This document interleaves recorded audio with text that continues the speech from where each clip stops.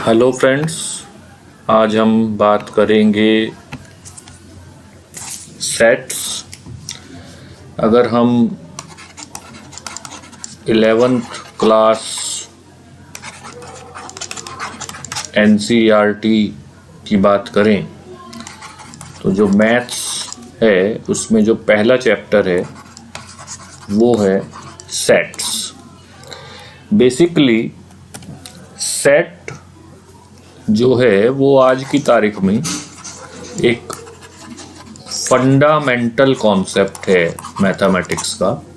Fundamental concept से हमारा क्या मतलब है कि हम सेट के नीचे नहीं जा सकते। सेट क्या है वो हमारा एक बेसिक वर्ड है, और अगर हम बात करें तो आज की तारीख में सेट की हेल्प से ही हम रिलेशन, फंक्शन, ये सब चीज़ें डिफ़ाइन करते हैं।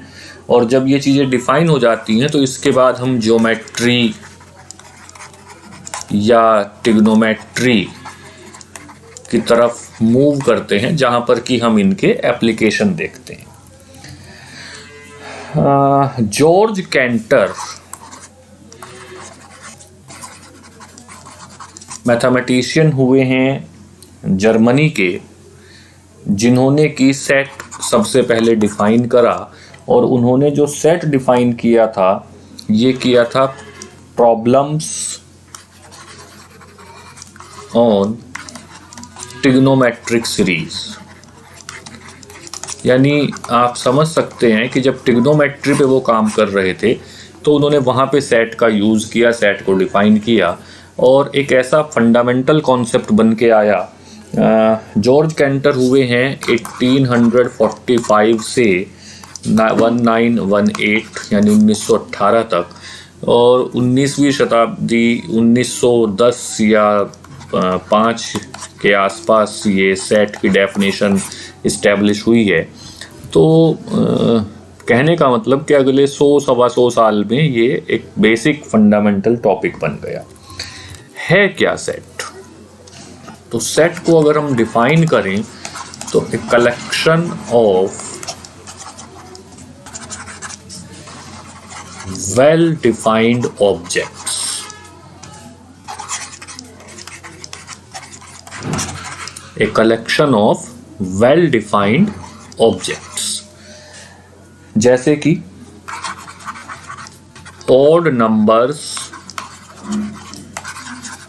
Less than 10। तो 1, 3, 5 ऑड नेचुरल नंबर्स 7, 9। तो ये 5 नंबर हैं। तो ये एक वेल डिफाइंड चीज़ हो गई कि ये 5 ही नंबर इस कलेक्शन में आ रहे हैं। अगर मैं कहूँ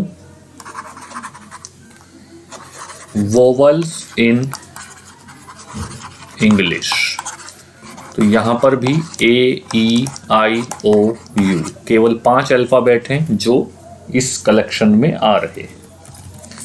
अगर मैं कहूँ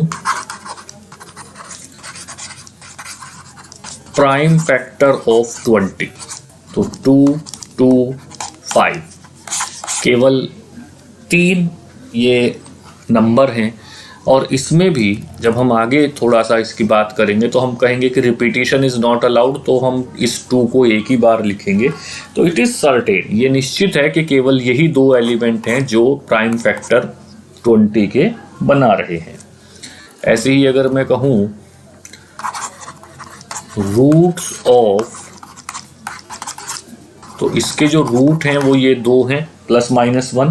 तो ये एक कलेक्शन है, वेल डिफाइंड कलेक्शन। अगर मैं बात करूं कि भाई पॉलिटिशियन ऑफ इंडिया, ये एक अनडिफाइंड वर्ड हो गया। आप सांसद कह सकते हैं, आप मंत्री कह सकते हैं, लेकिन पॉलिटिशियन, कोई भी किसी को भी पॉलिटिशियन कह सकता है, खुद को कह सकता है, बता सकता है। तो जब तक हम कह रहे हैं पॉलिटिशियन ऑफ इंडिया, तो ये एक थोड़ा सा अनडिफाइंड वर्ड है। तो हम इसको सेट नहीं कह पाते। तो this is the difference between well defined and not well defined जो मैं बात कर रहा था। अब नोटेशन ऑफ सेट,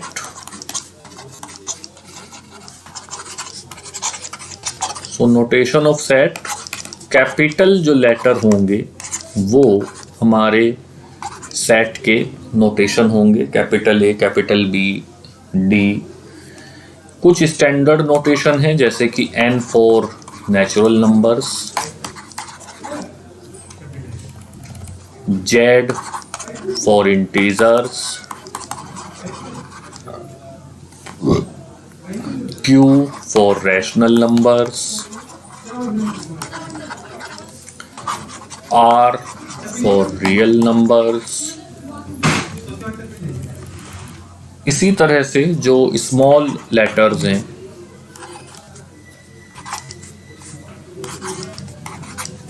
ये सेट के एलिमेंट होंगे या सेट के मेंबर होंगे। एक साइन होता है, ये बोलते हैं बिलोंग्स टू, यानी कोई एलिमेंट किसी सेट में बिलोंग्स करता है। अगर हम कहें A बिलोंग्स टू A तो इसका मतलब A is an element of capital A। या मैं कहूँ 3 बिलोंग्स टू N, यानी 3 एक नेचुरल नंबर है तो 3 belongs to N। -2 belongs to Z, यानी -2 एक निगेटिव इंटीजर है।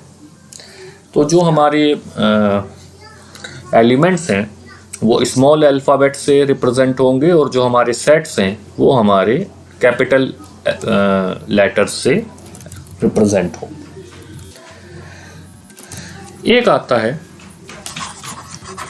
रिप्रेजेंटेशन ऑफ सेट या डिस्क्रिप्शन ऑफ सेट, यानी सेट को आप कैसे डिस्क्राइब करेंगे।